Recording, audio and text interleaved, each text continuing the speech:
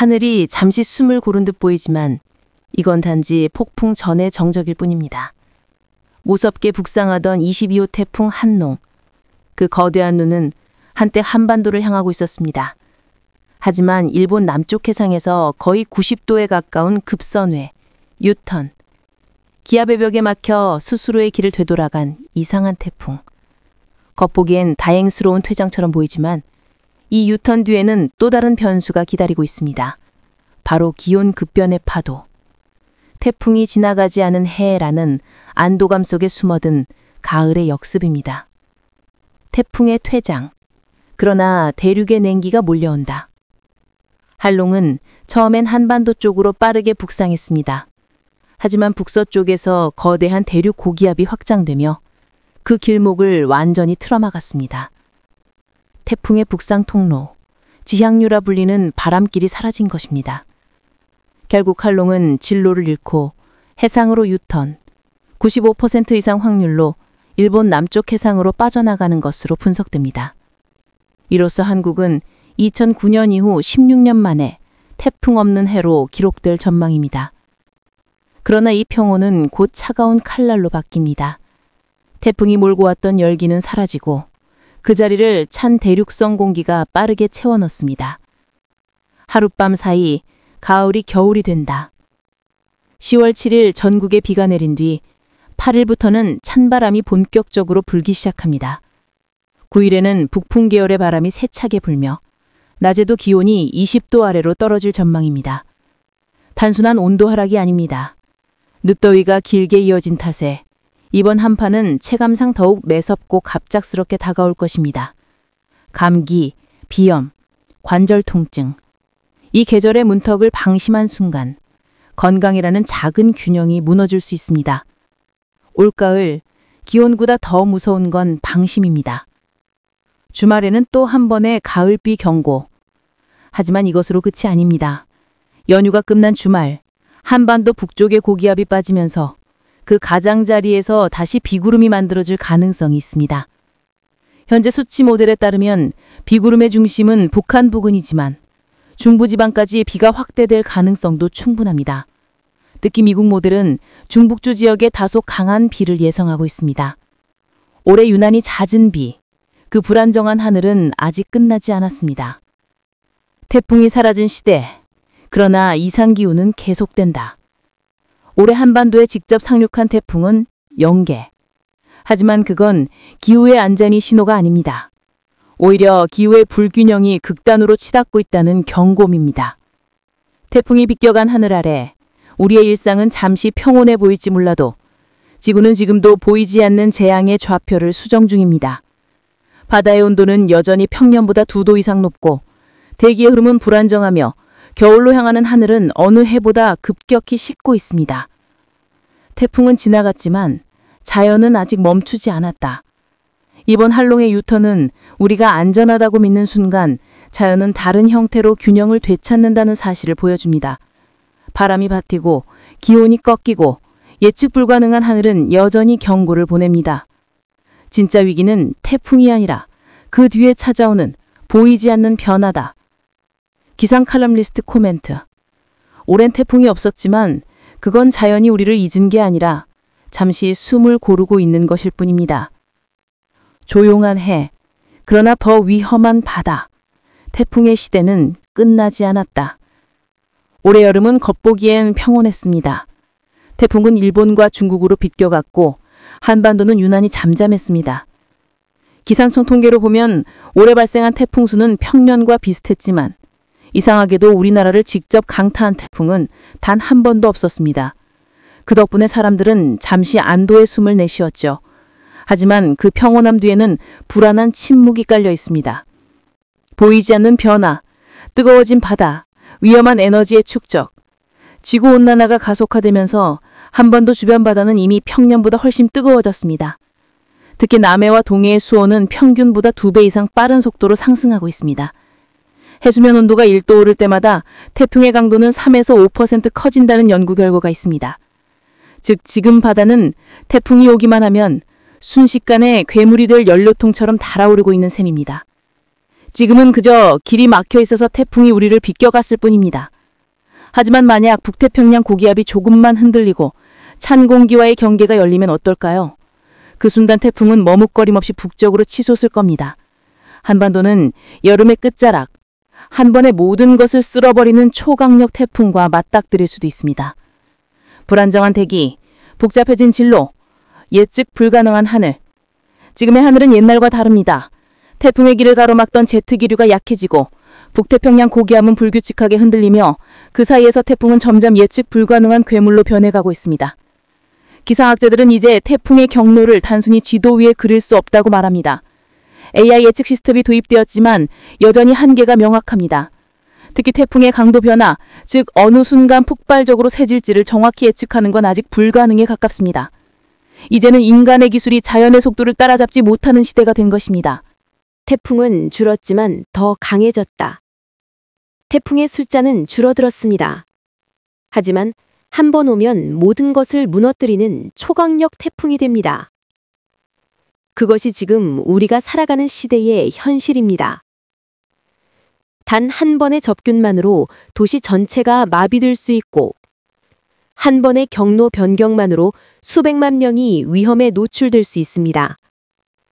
이제 태풍은 단순한 자연재해가 아닙니다. 그것은 기후위기의 경고음, 그리고 우리가 얼마나 위험한 경계 위에 서 있는지를 보여주는 거울입니다. 이제 필요한 것은 운이 아니라 준비다. 다행히 올해 여름엔 태풍의 길이 닫혀 있었습니다. 하지만 바다는 여전히 뜨겁습니다. 찬 공기가 밀려오고 대기 경계가 흔들리기 시작하면 다음 태풍은 이전과 비교할 수 없을 만큼 강력할 수 있습니다. 지금 우리가 할 일은 단순합니다. 안 올 수도 있다는 희망보다 언제든 올 수 있다는 대비. 기후의 시대에는 운이 아닌 준비가 생명을 지킵니다. 태풍은 사라지지 않았습니다. 그저 잠시 숨을 고르고 있을 뿐입니다. 지구의 바다는 이미 경고를 보내고 있습니다. 내가 달아오르고 있다. 조용한 올해, 그 평온함을 안도하지 말아야 합니다.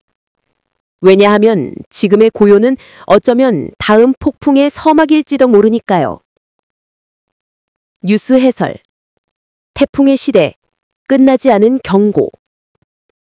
잔잔한 바다 영상 위로 낮은 음악이 깔리며 겉으론 평온하지만 바다는 이미 끓고 있습니다. 올해 여름 태풍은 우리나라를 비껴갔습니다. 하지만 그건 단지 행운이었을 뿐. 지금 바다 아래서는 보이지 않는 거대한 에너지가 쌓이고 있습니다. 잠든 괴물이 깨어나는 바다. 기후학자들은 말합니다. 태풍이 줄어든 게 아니라 더 강해질 준비를 하고 있다. 남해와 동중국해, 그리고 태평양의 해수면은 여전히 30도 안팎. 그 뜨거운 바다는 태풍에게 끝없는 연료를 공급하는 발전소가 됩니다. 지난해 초강력 태풍 카눈과 마와르는 이 바다에서 만들어졌습니다. 그리고 올해 그보다 더 뜨거워진 남해는 다음 괴물의 탄생을 기다리고 있는지도 모릅니다. 길이 열린다면 그것은 재앙의 시작. 경북대 강남현 교수의 말처럼 올해 여름 태풍의 길이 닫혀 있었던 것은 단순한 우연입니다. 이제 북쪽에서 찬 공기가 내려오고 북태평양 고기압의 경계가 흔들리기 시작했습니다. 그 말은 곧 태풍의 문이 열릴 수도 있다는 뜻입니다. 만약 이번 가을 하나의 초강력 태풍이 그 문을 통과한다면 그 피해는 이전의 어떤 태풍보다 클 수 있습니다. 이전은 태풍이 올까가 아니라 언제, 얼마나 강하게 올까를 물어야 할 때입니다. AI조차 예측할 수 없는 자연의 분노. 최근 도입된 인공지능 예측 시스템은 분명 과거보다 훨씬 정확해졌습니다. 하지만 아직도 태풍의 심장박동을 완벽히 읽어내진 못합니다. 강도 변화, 급격한 세력 확장, 그 모든 건 여전히 인간의 계산을 비웃듯 예측 밖에서 일어납니다. AI가 분석한 지도 위의 한 선이 현실에서는 수백만 면의 생사를 가를 수도 있습니다. 그만큼 지금의 예보는 과학이 아니라 경고에 가깝습니다. 태풍의 숫자는 줄었지만 위험은 커졌다. 기후위기의 본질은 횟수가 아니라 강도입니다. 태풍의 개수는 줄었지만 한 번 오면 도시 전체를 멈춰놓게 만드는 괴물이 되어 돌아옵니다. 과거에는 계절에 일부졌던 태풍이 이젠 문명의 생존 시험이 되어버렸습니다. 기후재난은 더 이상 먼 나라의 이야기가 아닙니다. 그것은 우리가 매일 마주보는 하늘의 표정 속에 숨겨 있습니다. 기상청과 전문가들은 입을 모읍니다. 지금이야말로 가장 철저한 대비가 필요한 때다. 건물의 내풍 설대, 비상 전력 체계, 식수와 통신망 확보. 이 모든 것은 이제 선택이 아니라 생존의 기본입니다. 우리는 이미 기후의 변화를 막을 수 없습니다. 하지만 그 변화 속에서 살아남는 법은 배워야 합니다. 자연은 우리에게 시간을 주지 않습니다. 그렇게 준비해야 합니다. 지금, 바로 이 순간에. 음악이 낮게 깔리며 어두운 바다와 구름 영상이 교차됩니다.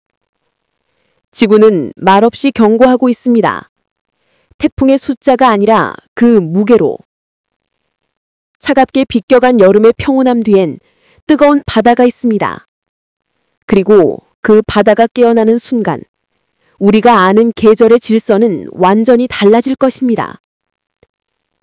조용한 지금이 폭풍 전의 고요가 아니길 바랄 뿐입니다. 태풍의 이동 원리와 10월 중순 기상 전망. 태풍의 움직임은 마치 바다 위에 떠 있는 요트와 같습니다. 스스로 이동하는 힘보다 주변 바람의 흐름, 즉 외부의 힘에 의해 움직입니다. 이처럼 태풍의 경로를 결정짓는 주변의 큰 바람의 흐름을 지향요, 스테어링 플로우라고 부릅니다. 대표적인 지향요는 여름철 한반도 날씨를 좌우하는 북태평양 고기압 가장자리의 남서풍, 그리고 우리나라 중위도 상공을 통과하는 편서풍이 있습니다. 태풍은 지구 자전의 영향으로 기본적으로 북서쪽으로 움직이려는 성향을 가지지만 실제로 경로를 결정하는 것은 바로 이 지향류의 흐름입니다. 상층 대기의 흐름과 태풍 진로. 상층 대기 약 5.5km 부근의 500헥토파스칼 일기도를 보면 고도 5,880m 등고선이 북태평양 고기압의 세력 범위를 나타냅니다. 현재 북태평양 고기압은 강력한 태풍의 영향으로 동서로 둘로 갈라져 있습니다. 태풍이 강한 에너지로 고기압 뒤의 허리를 끌어놓은 것입니다. 서쪽의 고기압 세력이 매우 강하기 때문에 태풍은 더 이상 서쪽으로 나아가지 못하고 동쪽의 고기압 가장자리를 따라 잠시 북상하게 됩니다. 이후 우리나라 부근까지 남하한 강력한 편서풍을 만나게 되면 태풍은 북태평양 고기압의 지향류에서 벗어나 편서풍의 흐름, 즉 새로운 기류의 고속도로로 갈아타게 됩니다. 상공 약 10km 부근에 250헥토파스칼 고도 바람장을 보면 강한 편서풍이 이미 한반도 부근까지 깊숙이 내려와 있는 것이 뚜렷하게 관측됩니다. 이 편서풍의 흐름을 타게 된 태풍은 이후 매우 빠른 속도로 동쪽으로 이동하게 됩니다. 날짜별 예상 일기도 및 기상 변화. 10월 8일 수요일 태풍은 일본 남쪽 해상으로 접근합니다. 같은 시기 중국 동북부에서는 차가운 대륙 고기압이 남하하면서 세력을 확장합니다. 북쪽의 고기압 세력과 남쪽의 태풍 사이에서 등압선 간격이 좁아지며 우리나라는 강한 북풍이 불기 시작하는 통로가 될 전망입니다. 10월 9일 한글날, 추석 연휴의 마지막 날입니다. 태풍은 일본 남쪽 해안을 스치듯 동쪽으로 이동할 것으로 보입니다. 일본 본토에 직접 상륙하지 않는 것은 다행스러운 일입니다. 이 시점부터 태풍은 편서풍에 완전히 진입하면서 이동 속도가 급격히 빨라질 것으로 예상됩니다. 태풍과 북쪽 고기압 사이의 등압선 간격이 더욱 좁아지면서 우리나라에는 저녁 무렵부터 매우 강한 바람이 불 것으로 전망됩니다. 등압선 간격이 좁을수록 바람의 세기가 강해집니다. 특히 제주도 부근의 예상 풍속은 초속 18m에 달할 것으로 보입니다. 태풍 중심은 1000km 이상 떨어져 있지만 우리나라는 태풍이 간접 영향권에 들어 전국적으로 강풍이 불겠으며 시설물 관리와 안전사고 예방에 각별한 주의가 필요합니다. 10월 10일 금요일 태풍은 일본 동쪽 먼 해상으로 완전히 빠져나가며 강했던 바람도 점차 잦아들겠습니다. 다만 주말에는 서쪽에서 새로운 전선성 비구름대가 접근하면서 중부지방을 중심으로 비가 내릴 가능성이 있습니다. 기상예보의 새로운 미래, AI 기반 예측 모델. 최근 여러 분야에서 인공지능, AI가 급속히 발전하면서 기상 수치 모델에도 AI 기술을 적용하려는 시도가 활발히 이루어지고 있습니다. 그 대표적인 사례가 구글 딥마인드가 공개한 실험적 플랫폼 웨더랩입니다. 웨더랩이 예측한 태풍의 예상 경로를 보면 공식 기상예보와 거의 동일할 정도로 높은 정확도를 보입니다. 이 플랫폼은 앙상블 모델 방식을 사용합니다. 이는 초기 조건에 미세한 변화를 주어 수십 개의 예측을 동시에 실행함으로써 결과의 불확실성을 평가하는 첨단 예보 기법입니다. 현재 가장 정확하다고 평가받는 유럽 중기예보센터의 앙상블 모델과 비교하면 ECMWF 모델은 예측 편차가 다소 크게 나타나 일부 경로가 일본 규슈 방향을 가리키기도 합니다. 반면 구글 딥마인드 AI 기반 앙상블 모델은 예측 간의 편차가 훨씬 적고 신뢰도가 높게 평가됩니다. 아직은 실험적인 단계지만 머지않아 AI가 기상예보의 실용적 도구로 자리 잡을 가능성이 큽니다. AI를 통해 보다 정확하고 빠른 예측이 가능해진다면 이는 기상예보 분야의 혁신적인 전환점이 될 것입니다. 기존의 수치 모델은 이제 AI라는 강력한 도전자와 함께 새로운 패러다임의 경쟁 시대를 맞이하고 있습니다. 지금까지 기상정보였습니다.